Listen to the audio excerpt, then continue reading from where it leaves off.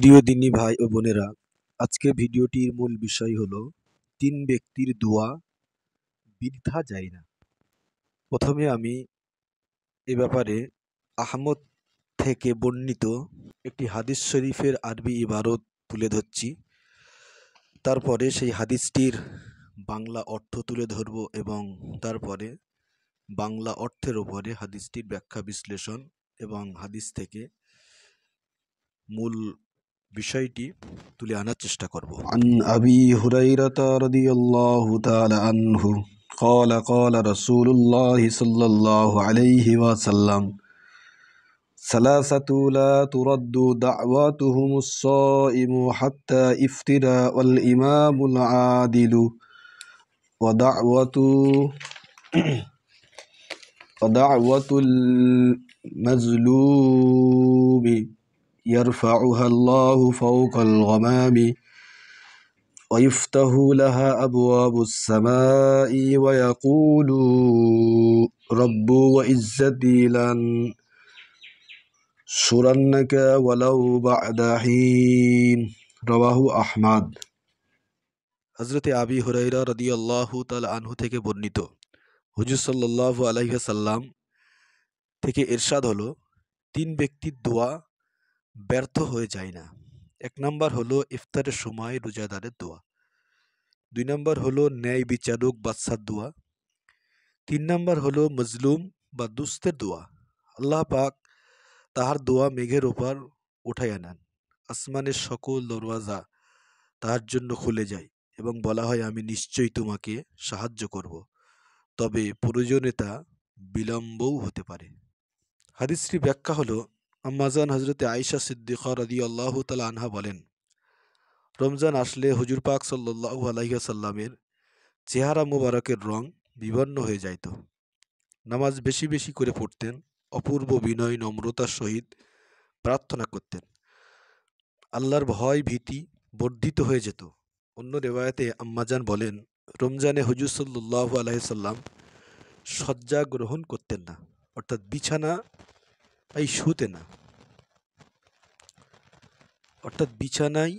শুতেন না। অন্য হাদিসে আছে, হুজুর সাল্লাল্লাহু আলাইহি ওয়াসাল্লাম বলেন, তোমরা নিজে নিজে ইবাদত ত্যাগ করে রোজাদারদের দোয়ার প্রতি আমিন আমিন বলতে থাকো। রমজানে দোয়া কবুল হওয়ার আরও অনেক প্রমাণ রয়েছে।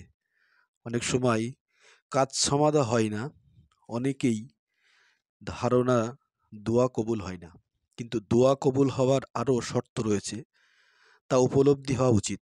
হুজুর সাল্লাল্লাহু আলাইহি ওয়াসাল্লাম বলেছেন, কোনো মুসলমান আত্মীয়তার সম্পর্কহীনতা বা গুনাহের কাজ ব্যতীত অন্য কোনো দোয়া করলে আল্লাহর তরফ থেকে ৩টি জিনিসের যে কোনো একটি সে প্রাপ্ত হবে।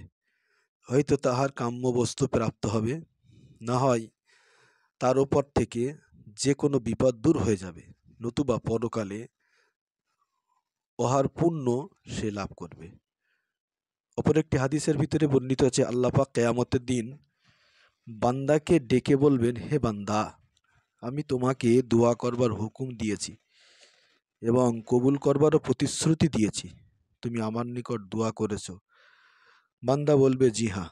আল্লাহ পাক বলবেন, তুমি এমন দোয়া করো নাই যা আমি কবুল করি নাই। তুমি অমুক দোয়া করেছিলে, তার ফলাফল কিছু পাও নাই, ওর বিনিময়ে কিন্তু আমি তোমার জন্য অন্য সব রেখেছি। এইভাবে সব দোয়াও তার ফলাফল বর্ণনা করতে থাকবেন। কিছুটা দুনিয়া আখেরাতের ফলাফল দেখে সে আকাঙ্ক্ষা করবে, আফসোস যদি দুনিয়াতে একটা দোয়াও কবুল না হয়ে সব কয়টা আখেরাতের জন্য হতো। মূল কথা, দোয়া অত্যন্ত জরুরি বস্তু, ওর ফলাফল না দেখলে ধৈর্যহারা হইতে নেই। বস্তুত আমরা না বুঝে অনেক অনুপযোগী প্রার্থনাও করে থাকি, কিন্তু দয়াময় আল্লাহ যা আমাদের জন্য কল্যাণকর তাই করে থাকেন। অনেক স্ত্রী পুরুষকে দেখা যায় রাগের বশবর্তী হয়ে তারা নিজের সন্তানদিগকে বদদোয়া করে থাকে।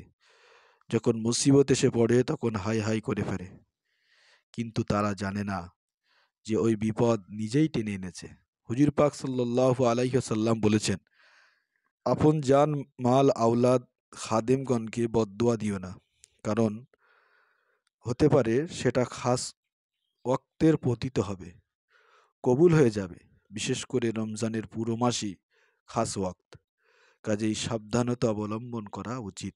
হজরত উমর ফারুক রাদিয়াল্লাহু তাআলা আনহু হুজুর সাল্লাল্লাহু আলাইহি ওয়াসাল্লাম থেকে বর্ণনা করেন, রোজাদারের ক্ষমা অবশ্যম্ভাবী, আর প্রার্থনাকারী ব্যর্থ মনোরম হবে না।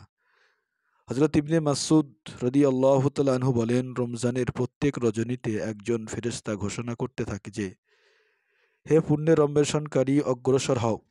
হে পাপাচার, থেমে যাও, চক্ষু উন্মোচন করো। সে আবার বলে, ক্ষমা প্রার্থীকেই মার্জনা করা হবে, অনুতাপীর অনুতাপ গ্রহণ করা হবে, প্রার্থনাকারীর দোয়া কবুল করা হবে। খোদা হাফেজ। আসসালামু আলাইকুম ওয়া রাহমাতুল্লাহি তাআলা ওয়া বারাকাতুহু।